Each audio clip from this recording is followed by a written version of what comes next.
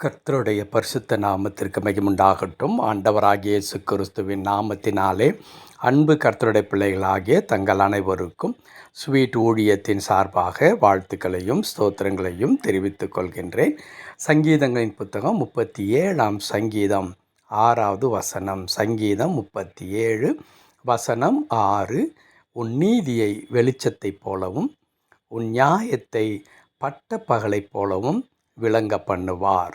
உன் நீதியை வெளிச்சத்தைப் போலவும் உன் நியாயத்தை பட்ட பகலைப் போலவும் விளங்க பண்ணுவார். என் அன்பு கடவுளுடைய பிள்ளைகளே, நீங்களும் நானும் ஆராதிக்கின்ற கடவுள் அவர் அன்பு மிகுந்தவராக, இரக்கம் மிகுந்தவராக, கிருபை மிகுந்தவராக, மன்னிப்பதிலே அவர் ஐஸ்வர்யமுள்ள கடவுளாக இருக்கிறார் என்பது எத்தனை தூரம் உண்மையோ அதே அளவிற்கு உண்மையை நம்முடைய கடவுள் நீதியுள்ள நியாயாதிபதியாக இருக்கின்றார். எந்த ஒரு சூழ்நிலையிலும் வஞ்சிக்கப்படுகின்ற மக்கள், ஒடுக்கப்படுகின்ற மக்கள், அதுவும் தாங்கள் எந்த விதமான குற்றங்களும் செய்யாமல் இருக்கும் பொழுது அநியாயமாக வஞ்சிக்கப்பட்டு, அநியாயமாக ஏமாற்றப்பட்டு, அநியாயமாக ஒடுக்கப்பட்டு பலவிதமான இன்னல்களுக்குள்ளாக, துன்பங்களுக்குள்ளாக கடந்து செல்லுகின்ற மக்கள் இருக்கிறார்களே, அவர்கள் பக்கத்தில் ஆண்டவர் நின்று அவர்களுக்காக வழக்காடுகின்ற கடவுளாக இருக்கின்றார். இன்றைக்கு பல இடங்களில் நாம் அதை கண்கூடாக நாம் பார்த்து கொண்டிருக்கின்றோம். இல்லாத மக்கள் அங்கே என்ன செய்கிறார்கள்? இருக்கிறவர்களாலே நசுக்கப்படுகிறதை நாம் பார்க்கிறோம். ஒருவேளை பேச்சில் திறமை நிகழ்ந்தவர்கள், சமுதாயத்தில் அதிகமான வாய்ப்புகளும் வசதிகளும் நிறைந்தவர்கள் என்ன செய்கிறார்கள்? அந்த இல்லாத மக்களை ஒடுக்குகிறதை பார்க்கிறோம். இது வெளியே நடக்கின்ற ஒன்று. ஏன் குடும்பங்களிலே கூட நாம் பார்க்கும் பொழுது பலவிதமான ஒடுக்குதலுக்குள்ளாக மக்கள் ஆளாக்கப்படுகிறதை நாம் பார்க்கின்றோம், ஏமாற்றப்படுகிறதை நாம் பார்க்கின்றோம். அன்பு கடவுளுடைய பிள்ளைகளை, வேதத்தில் நாம் எல்லா புத்தகத்திலும் அதை நாம் வாசிக்க முடியும். கடவுள் நசுக்கப்படுகின்ற, வஞ்சிக்கப்படுகின்ற மக்கள் பக்கத்தில் நின்று அவர்களுக்காக நீதி செய்கின்ற கடவுளாக இருக்கிறார் என்று.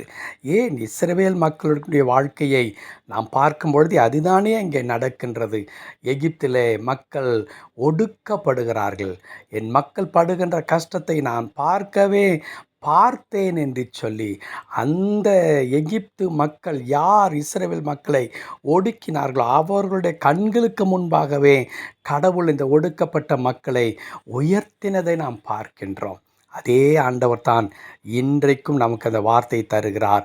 உன்னுடைய நீதியை வெளிச்சத்தைப் போலவும் உன் நியாயத்தை பட்ட பகலைப் போலவும் நான் விளங்க பண்ணுவேன்.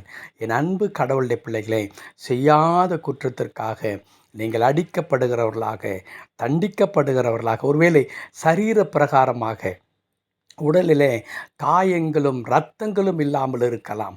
ஆனால் மனதளவில் உங்களை சின்ன பின்னமாக்கி, உங்களை அப்படியே முடக்கி கண்ணீரோடு கூட உட்கார வைத்து கூட இருக்கலாம். இன்றைக்கு கடவுள் உங்களுடைய துக்கங்களை, கண்ணீரை ஆண்டவர் பார்த்து கொண்டிருக்கிறார். உங்களுக்கு ஏற்பட்டிருக்கிறதான நிந்தையை, உங்களுக்கு ஏற்பட்டிருக்கிறதான அவமானத்தை, உங்களுக்கு ஏற்பட்டிருக்கிறதான இழப்பை கடவுள் பார்த்து கொண்டிருக்கிறார். ஒருவேளை வலியவர்கள் தங்களுடைய சாதுரிய திறமையினாலே, தங்களுக்கு இருக்கிறதான படைபலத்தினாலே, தங்களுக்கு இருக்கிறதான பண பலத்தினாலே நீதியை நான் என் பக்கம் விலைக்கு வாங்கி விடுவேன் என்று சொல்லி அநேக முயற்சிகளை அவர்கள் மேற்கொள்ளுகிறவர்களாக இருக்கலாம். ஆனால் என் அன்பு கடவுளுடைய பிள்ளைகளே, நீங்கள் குற்றம் செய்யாமல் அடிக்கப்படுகிறதுனாலே, குற்றம் செய்யாமலே தண்டிக்கப்படுகிறதுனாலே, அல்லது நீங்கள் இன்றைக்கு இழந்து நிற்கிறதுனாலே கர்த்தர் உங்கள் பக்கத்தில் அவர் நிற்கிறார் என்பதை நீங்கள் மறந்துவிட வேண்டாம். அந்த ஆண்டவர் சொல்லித் தருகிறார், உன் நீதியை நான் வெளிச்சத்தை போல கொண்டு வருவேன், உன் நியாயத்தை பட்ட பகலை போல நான் வெளிப்படுத்துவேன், உனக்கான நீதியை நான் செய்து தருவேன் என்று கடவுள் சொல்லுகிறார். அன்பு கர்த்தருடைய பிள்ளைகளே, அநேக நேரங்களிலே இப்படி தான் கடவுளுடைய பிள்ளைகள் ஒடுக்கப்படுகிறோம், நசுக்கப்படுகிறோம், துன்பப்படுத்தப்படுகிறோம். நம்மிடத்தில் இருக்கிறதான நன்மைகள் எல்லாம் பறிக்கப்படுகின்ற ஒரு நிலைமை இருந்து கொண்டிருக்கிறது. ஆனால் கடவுள் எல்லாவற்றையும் அவர் பார்த்து கொண்டிருக்கிற ஆண்டவராக இருக்கிறார். அவருடைய கண்களுக்கு மறைவாக நம்முடைய கண்ணீர் இருப்பதில்லை. நம்முடைய கவலைகளும் கஷ்டங்களும் கடவுளுக்கு தெரியாமல் இருப்பதில்லை. அவர் பார்த்து கொண்டிருக்கிறார்.